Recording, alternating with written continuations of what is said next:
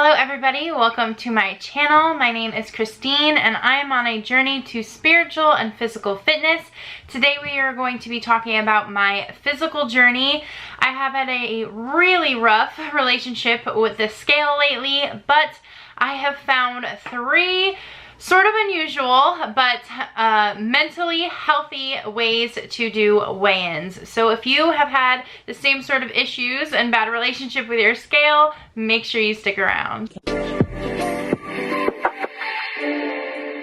Okay, so like I said, today I'm going to just be quickly discussing three unusual but mentally healthy weigh-in tips.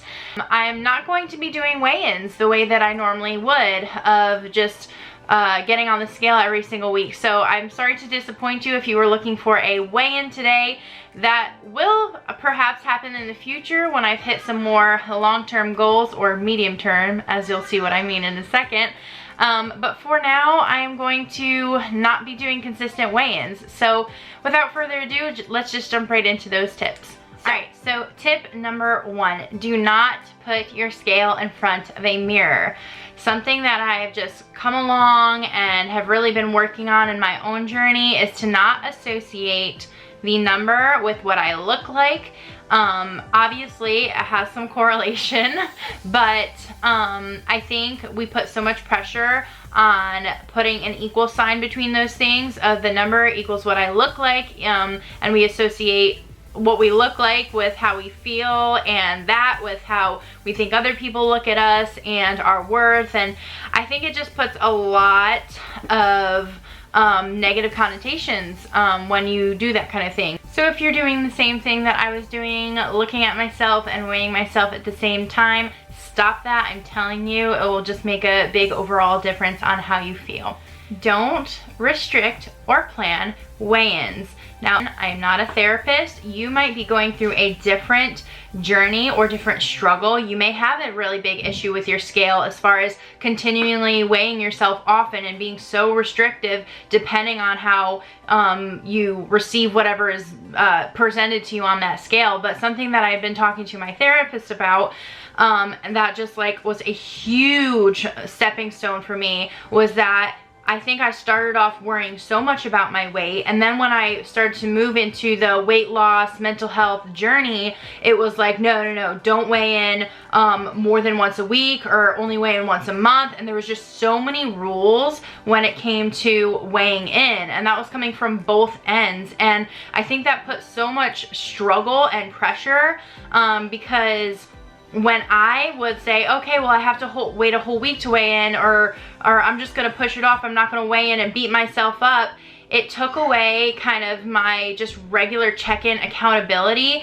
And so when I would wait that week or 2 weeks or maybe a month, when I got on that scale and noticed such a huge difference, I was so depressed, so mad at myself. It threw me into my binging, and it just kind of was this endless cycle. And so when we had talked about this recently, where I just do it when I feel like I need a little bit of a check-in to just see where I'm at, then that's really good, because then if it's raised a little bit, then I can go, okay girl, you know, maybe you need to just check in a little bit, start your meal planning again, just get back onto it. But it's not a huge difference, it's not this huge weight on me. And then if I've dropped some, I go, great, it's motivation to move on.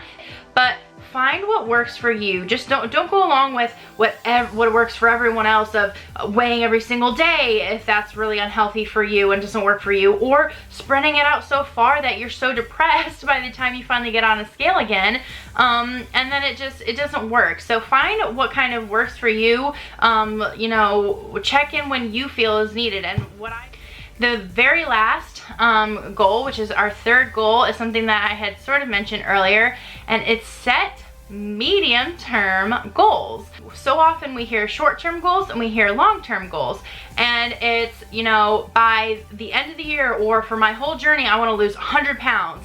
And that is, first of all, that is a huge goal to wrap our minds around. And then by however much time passes by, we haven't hit that massive goal. Again, it sends us into this depressed state. And then you have really short-term goals where you're like, okay, within this week, I wanna lose X amount of weight. And again, I think that's doing the same thing where we're setting ourselves up to possible disappointment. So set medium-term goals.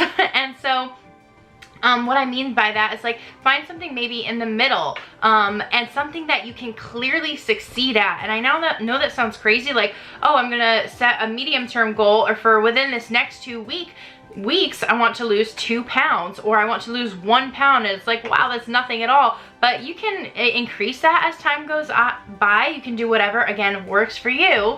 And I think it just sets ourselves up for what's the most important thing, our mental health.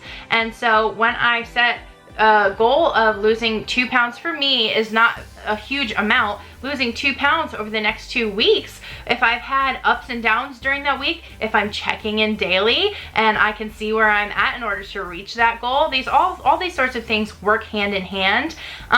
But if I set that goal and then I accomplish it or surpass it, then I'm feeling so much better about myself, and giving myself a little bit of a pat on back, but like, look, you can do it. And it gives me that motivation to move forward. I don't know any of us who work well with discouragement or just bad news. Like, I know, props to you guys who can be told, you're not gonna make it, or who can be told that you're failing, and you use that as fuel somehow for your journeys. That is awesome for you. It just doesn't work for me. So as far as my fitness update, things are going pretty well. I don't want to get to my weight this week. I will at some point, but things are going well. I'm still holding on to a lot of the stuff that I had posted previously with my intermittent fasting, drinking my lime juice, trying to stick as low carb as I can, stick to really whole foods, all that sorts of stuff. That's pretty much what I'm doing. Things are going well, but the main thing that I've been really working on is my mental health